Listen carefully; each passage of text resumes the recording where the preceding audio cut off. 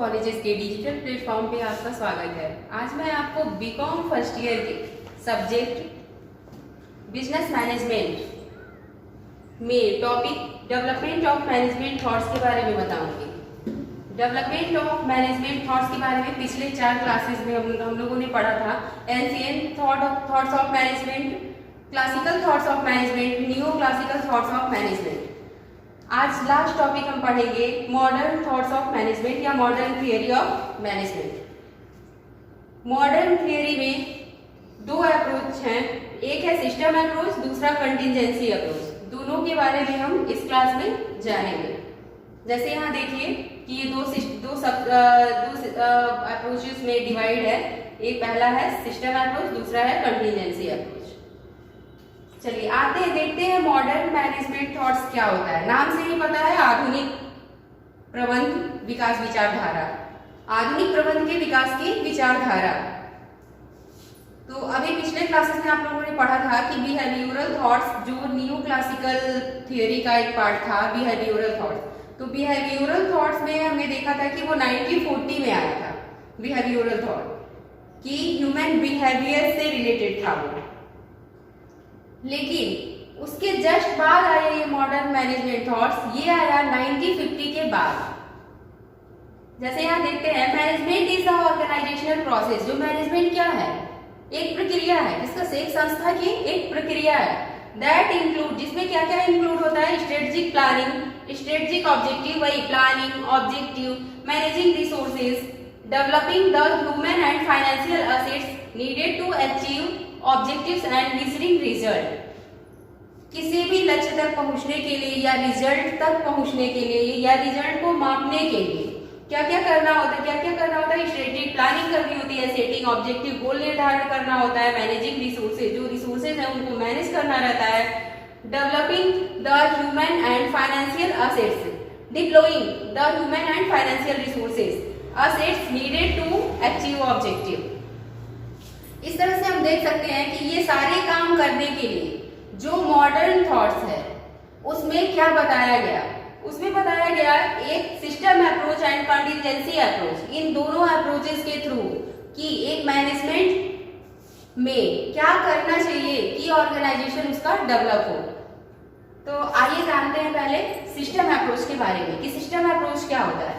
जो system approach है वो 1950 के बाद अस्तित्व में आया। 1950 के बाद अस्तित्व में आया और इसके प्रतिपादन का श्रेय जो है वो चेस्टर आई बर्नार्ड को जाता है। इनके अलावा, चेस्टर आई बर्नार्ड के अलावा बोल्डिंग ने, कांट ने, ऐसे 2-3 और हैं जिनका नाम उल्लेखनीय है। उन लोगों ने भी सिस्टम अप्रोच के बारे में बताया। चलिए देखते हैं सिस्टम अप्रोच आखिर होता क्या है। सिस्टम अप्रोच जो है, जैसे हमारे शरीर में हमारे बॉडी के कई पार्ट हैं, कई सारे सब सिस्टम हैं, उन सब सिस्टम के भी बहुत सारे सब सिस्टम हैं। सारे सिस्टम के अलग अलग कार्य हैं। जैसे श्वसन तंत्र का अलग कार्य है, पाचन तंत्र का अलग कार्य है। तो इस तरह से सबका अलग अलग कार्य है। लेकिन अगर एक भी पार्ट खराब हुआ तो पूरा शरीर उससे प्रभावित होता है। इसी तरह एक ऑर्गेनाइजेशन में बहुत सारे सब सिस्टम होते हैं। उस सब सिस्टम के भी वेरियस सब सिस्टम होते हैं और अगर एक सब सिस्टम प्रभावित होता है तो उससे सारे सिस्टम प्रभावित, सारा ऑर्गेनाइजेशन प्रभावित होता है। तो सिस्टम अप्रोच में किसी भी ऑर्गेनाइजेशन को कैसे ट्रीट किया जाता है? एज ए होल, मतलब पूरे ऑर्गेनाइजेशन की तरह ट्रीट किया जाता है। किसमें? प्रबंध में। यही बताया गया था सिस्टम अप्रोच में। आइए देखते हैं। All organisations are a cooperative system. सभी ऑर्गेनाइजेशन क्या है? कोऑपरेटिव सिस्टम है। As a cooperative system, organizations are a combination of complex physical, biological, personal and social components which are in a specific systematic relationship by reason of the cooperation of 2 or more persons for at least one definite end। जितने भी लोग एक organisation में 2 या 2 से अधिक लोग होते हैं और जो एक निश्चित लक्ष्य के लिए काम करते हैं, उनके काम में क्या क्या इन्वॉल्व होता है? उनके काम में कई तरह के काम होते हैं। एक ऑर्गेनाइजेशन में कई तरह के कॉम्बिनेशन होते हैं, जैसे physical combination, biological combination, personal and social components का कॉम्बिनेशन होता है जो बहुत ही कॉम्प्लेक्स होता है। तो इस तरह से इस कॉम्प्लेक्स कॉम्बिनेशन में भी अगर एक भी कॉम्बिनेशन खराब होता है तो उससे सारे ऑर्गेनाइजेशन पर इफेक्ट पड़ता है। नेक्स्ट देखते हैं, an employees role and his cooperation are a strategic factor in achieving organisational objective. क्या होता है ये स्ट्रेटेजिक फैक्टर? किसी भी लक्ष्य को प्राप्त करने के लिए सहयोग से काम करना है। कोई रणनीति ऐसी बनाए कि सारे पार्ट सही से काम करें, एक साथ काम करें, यही बताता है सिस्टम अप्रोच। जैसा कि इस डायग्राम से आप देख सकते हैं कि किसी भी ऑर्गेनाइजेशन में जो इनपुट होते हैं वो क्या क्या होते हैं? Capital, material, equipments, labour, supplier, knowledge, time. तो ये सारे क्या है? इनपुट हैं। ये सारे हम इनपुट लगाते हैं और इन्वेस्ट करते हैं और उससे हमको मिलता है आउटपुट। आउटपुट हमारा या तो प्रोडक्ट हो सकता है, कोई सेटिस्फेक्शन हो सकता है, कोई फैसिलिटी हो सकती है, कोई सर्विसेज हो सकती है। तो मेन है इसमें goods and services. Goods and services जो हमारे गुड्स प्रोडक्ट है या सर्विसेज, दो ही चीजें बिकती हैं, प्रोडक्ट या तो सर्विस।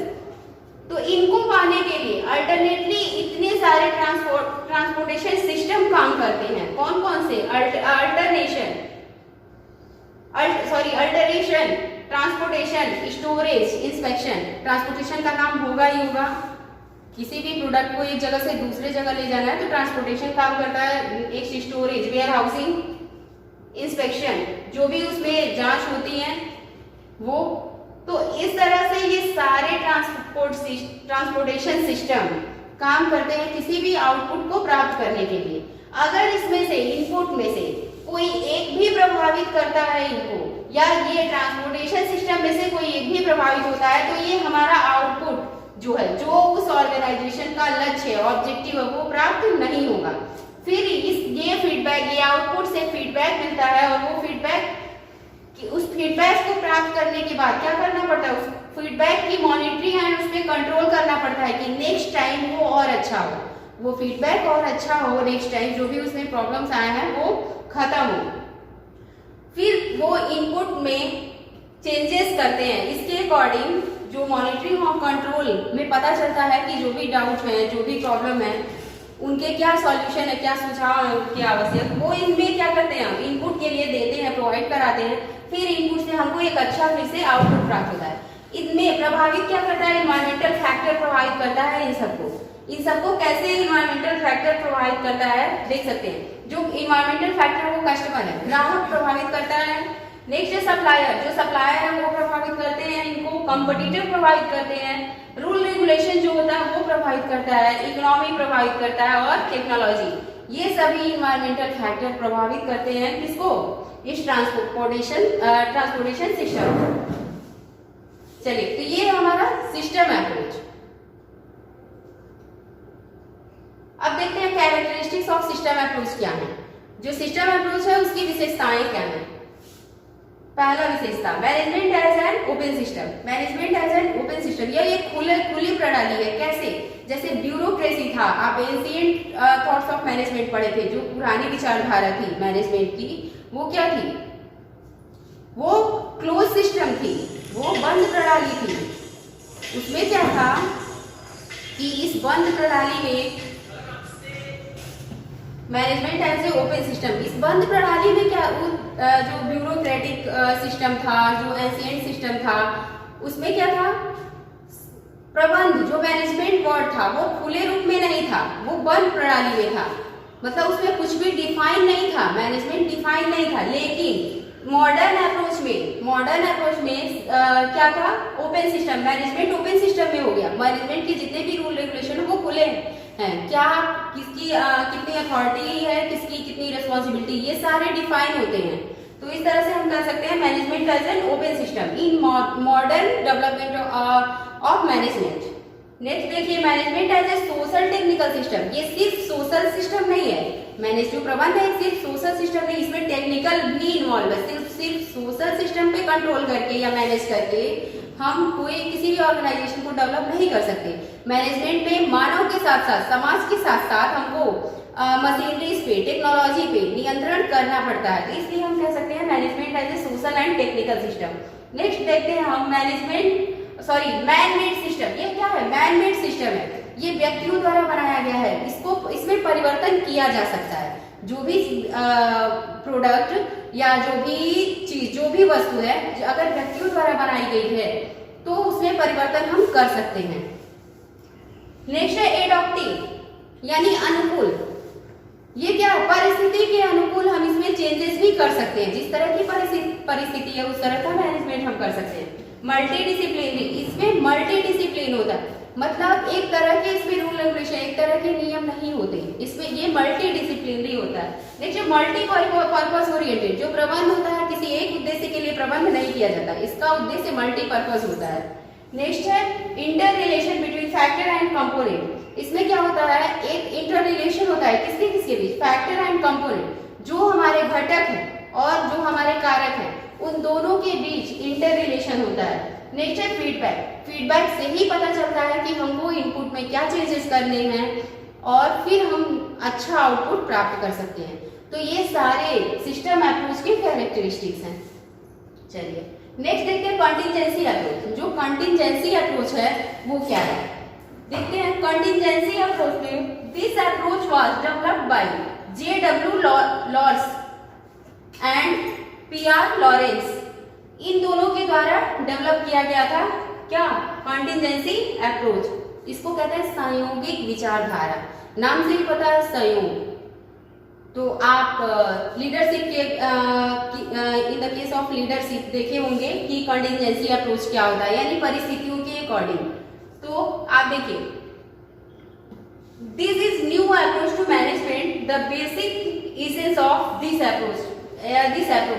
यहाँ देख सकते हैं, the contingency management theory evolve out of the system approach to managing organisations. ये किसके बाद आया? सिस्टम अप्रोच के बाद contingency approach. According to the contingency approach, contingency approach को आप सिचुएशनल अप्रोच भी कह सकते हैं, परिस्थितिक विचारधारा।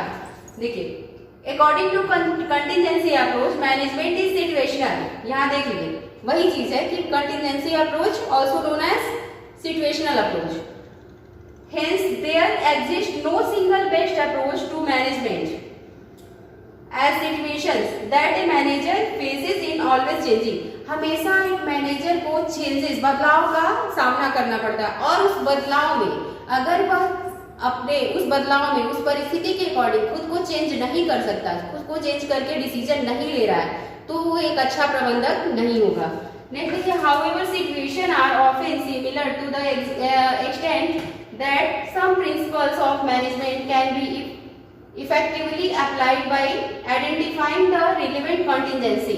देखिए however, फिर भी क्या होता है? situation are often similar, situation समान तो होते हैं, to the extent that some principle of management can be effectively applied by identifying the relevant contingency। लेकिन कुछ ऐसे फैक्टर होते हैं जो परिस्थिति के अकॉर्डिंग चेंज होते हैं, तो उन चेंजेस को बदलने के लिए क्या करना? मैनेजमेंट को भी उसके अकॉर्डिंग डिसीजन लेना होगा। नेक्स्ट है variable in the situation, contingency variable in the situation and then evaluating them. उसको क्या करना होगा? सिचुएशन के अकॉर्डिंग हमको क्या करना होगा? इवैल्यूएट करना होगा। सिचुएशन के अकॉर्डिंग उसकी जांच करनी होगी, उसका मूल्यांकन करना होगा, फिर हमको डिसीजन लेना होगा, यानी एक प्रबंधक को डिसीजन लेना होगा। चलिए देखते हैं, थोड़ा सा इसमें प्रकाश डालते हैं कि the quality of school of management consider the following. देखिए क्वालिटी ऑफ कंपनीज आउटपुट। अगर जो हमारा जो कंपनी का आउटपुट है, जो प्रोडक्ट है, उसमें कुछ भी अगर दिक्कतें हैं तो हमको फोकस करना होगा कि इसकी क्वालिटी पे ध्यान दें, कि इसकी क्वालिटी को हम चेंज करें। Next organisational structure. जो ऑर्गेनाइजेशन स्ट्रक्चर है, जो हमारा ऑर्गेनाइजेशन स्ट्रक्चर है, उस पर ध्यान दें कि वो स्ट्रक्चर किस तरह का है, किस कार्य के अकॉर्डिंग बटा हुआ है, किस क्षेत्र के अकॉर्डिंग बटा हुआ है। तो उस पर अगर हम ध्यान देते हैं, वो लाइन ऑर्गेनाइजेशन है या उस ऑर्गेनाइजेशन का स्ट्रक्चर क्या है, उस पर ध्यान देंगे तो हम क्या कर सकते हैं, इसमें उस परिस्थितियों को सिचुएशन के अकॉर्डिंग, उसी सिचुएशन को हम क्या कर सकते हैं? चेंज कर सकते हैं। सिचुएशन के अकॉर्डिंग हम ऑर्गेनाइजेशनल स्ट्रक्चर के चेंजेस कर सकते हैं। नेक्स्ट हम आते हैं ग्रुप डायनेमिक। जो टीम वर्क होता है, वो क्या होता है, डायनेमिक होता है। जो ग्रुप होता है डायनेमिक होता है, किसी भी ऑर्गेनाइजेशन का ग्रुप डायनेमिक होता है। तो हम क्या कर सकते हैं, उनमें भी हम बदलाव, सिचुएशन, परिस्थिति के अकॉर्डिंग बदलाव कर सकते हैं। कॉन्टिन्यूअस इम्प्रूवमेंट, और कंटिन्यूअस अगर हमको इम्प्रूवमेंट करना है तो हमको सिचुएशन के अकॉर्डिंग उनके लिए डिसीजन लेना होगा। नेक्स्ट है ट्रांसपेरेंसी एंड ट्रस्ट, और ट्रांसपेरेंसी और ट्रस्ट डेवलप करना होगा कि प्रोडक्ट या आउटपुट में चेंजेस के लिए हमको ट्रांसपेरेंसी और ट्रस्ट, विश्वास दिलाना होगा, और क्या पारदर्शिता रखनी होगी अपने रूल रेगुलेशन या अपने एम्प्लॉय के परिप्रेक्ष्य में। चलिए देखते हैं। जो कॉन्टिजेंसी अप्रोच है, also known as situational approach, जैसा कि बता दी हूं मैं, is a concept in management starting that there is no one universally applicable set of management principle rule by which to manage organization। जो ये कॉन्सेप्ट है, ये कॉन्सेप्ट क्या बताता है कि प्रबंध यूनिवर्सली एप्लीकेबल है। प्रबंध हर जगह है, तो हर जगह है तो जो मैन मेड है उसमें परिवर्तन होगा, निश्चित होगा। तो क्या करना है, कॉन्टिजेंसी अप्रोच ये बताता है कि परिस्थिति के अकॉर्डिंग आप क्या कीजिए, निर्णय लीजिए। अगर कॉन्टिजेंसी अप्रोच को इन लीडरशिप केस में देखते हैं तो क्या एक नेता को हमेशा अपने फॉलोअर्स के सिचुएशन को या इन्वायरमेंट के सिचुएशन को देखते हुए अपने फॉलोअर के लिए डिसीजन लेना चाहिए। तो ये बताया गया है इसमें, stresses that the correctness of the managerial practices in contingent on how it fits the particular situation.